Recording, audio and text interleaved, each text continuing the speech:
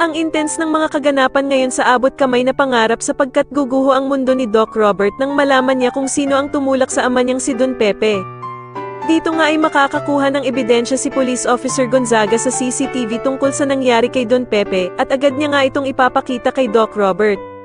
Samantala ay napakahusay nga naman talaga ni Don Pepe umacting dahil sa pinaglolo ko lang pala niya itong si Zoe na hindi siya nito idadamay at pati na din ang ina nitong si Moira sa pagsumbong niya sa mga pulis.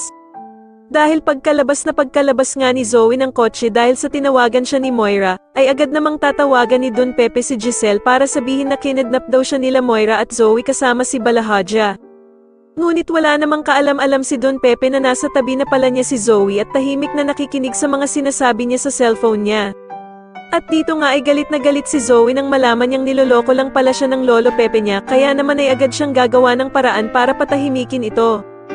Kaya naman ay galit na galit si Don Pepe nang agawin ni Zoe ang cellphone niya at dito nga ay ipapamukha niya kay Zoe na si Annalyn lamang daw ang tunay nitong apo at siya naman daw ay isa lamang manloloko at hindi siya tunay na tanyag.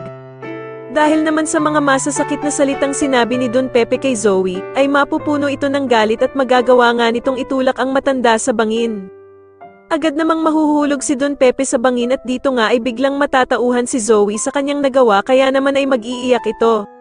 Samantala ay tatawagan naman ni Zoe ang ama niyang si Doc Carlos at nanginginig na sasabihin nga nito na hindi niya daw sinasadya ang ginawa niya kay Don Pepe.